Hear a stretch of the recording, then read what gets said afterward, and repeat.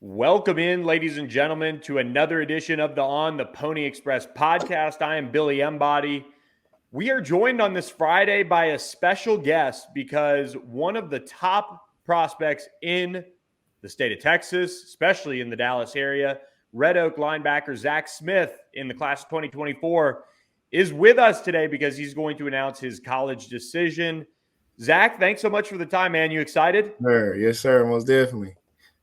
Um, let's take a step back before we get to the decision, though. We got to keep people watching a little bit longer, right? This ride for you, what has it been like going through the recruiting process overall, and just finally getting to this point where you're ready to make your decision?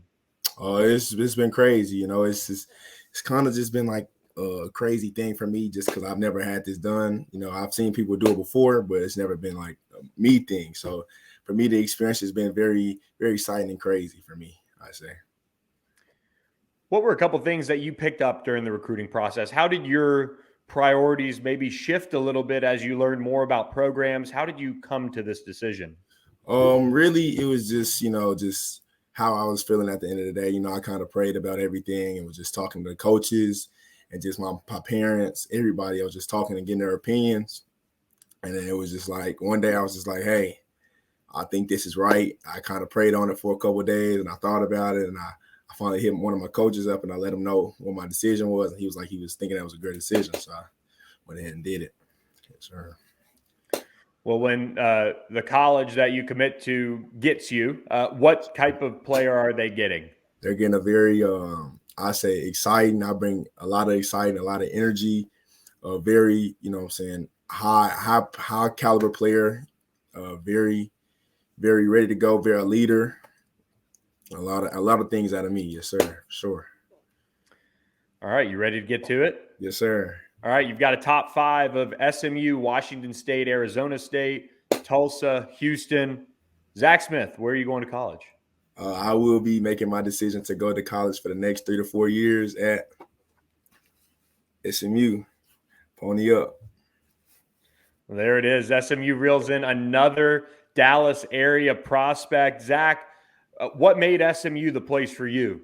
Really, it was just the environment and the coaches and the relationships I have with the coaches. I just feel like it's just a very strong relationship. I even have a great relationship with Red Lashley, so it was kind of great for me to have that relationship with him and then the coaches as well. It just made me feel like it's definitely home. Maurice Crum came into this program just this spring. He jumped all over you pretty quickly. Obviously, other coaches involved as well. But tell me a little bit about your future position coach. What do you think of Coach Crum? I really like him. He kind of said some things like it really like hit me. Like I was thinking about it for a little minute. Like it was just like I was the first guy he offered when he first came in. So that was kind of great. So he was like, he gonna recruit me pretty hard because I'm the first guy. So it was kind of great to see that like I'm the first guy to be offered since he has been at SMU. That's gonna be a thing forever because I was the first person he ever offered. So it was kind of crazy. To join this class at a time when the program is a lot of momentum behind it, went to a bowl game last year, there's buzz around the Pac-12 here and there, Yeah. but what does it feel like to be a local guy staying home and playing for SMU? It feels great. I'm close to the family. I'm only 45 minutes away, so that's great as well. And then it's just I'm here in Dallas. Like I've been here in Dallas a lot, so I know where everything is, and I'm very comfortable in Dallas. So it makes me feel great and maybe feel very safe and comfortable here. You kind of made it no secret on Twitter in a sense. A lot of guys that have taken visits or targets or have committed. You've been very supportive on the SMU front. Are you a recruiter at heart, or is that a part of the plan? Yeah, I'm definitely getting the class of 2024 right. I'm even getting like some of the 25s right. I'm trying to get this thing rolling for us. You have a ton of talent over there at Red Oak. Yes, sir. You have some teammates that hold SMU offers. What's your pitch to them and some of the other guys out there? Really just make the best decision for you. My biggest thing for my recruitment was just the family environment and what I think would make me most comfortable and make me feel like I'm at home. And that's why I chose SMU. So for them, I say just, pick what makes you feel comfortable and what makes you just, be you and let you be yourself. Take us back to that official visit when you were at So, SMU. What was the vibe like on campus? man, Obviously, you were there with SMU's quarterback commit Tyler Aronson, I so, believe, a couple other guys. What was what was the vibe like? man, it was great. It was everybody had great energy. That's what I like. Everybody was just over the top, having a great time, laughing. Everybody was just having a great time as if I was already like a part of the team. So it was great to feel that. You have really taken the bull by the horns as far as recruiting goes, but you do have a senior year coming up. What's next for you as far as what you're working on and just your game overall and preparing for Red Oak? Really, it's just getting better, bigger, faster, and stronger for the team, and doing what what the team needs me to do to get to the state championship. That's what we need, to really put us over the top. So we're gonna really work at that, and I think we had the talent this year to do that. So we will try to do that. Yes, sir. When you get to SMU, the program continues to kind of build momentum. Just overall, what are your goals coming into SMU, and what's your message to SMU fans?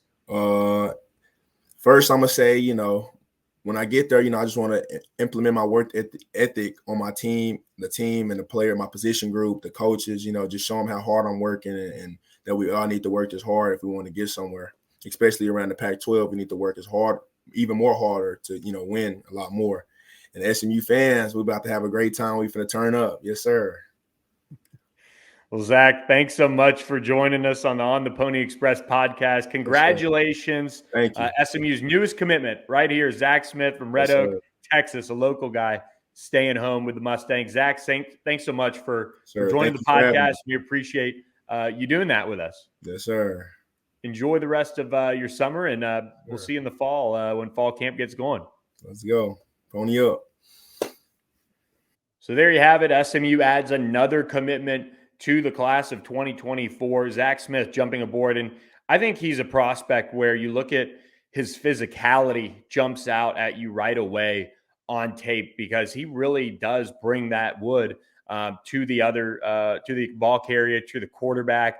Red Oak has rushed him off the side of coming off the edge a little bit. He played safety early in his career at Red Oak. I just think looking at Zach Smith, he's one of those guys that as you look at how linebackers are successful in terms of evaluating them, because I would put linebacker up there, right up there as far as toughest to evaluate.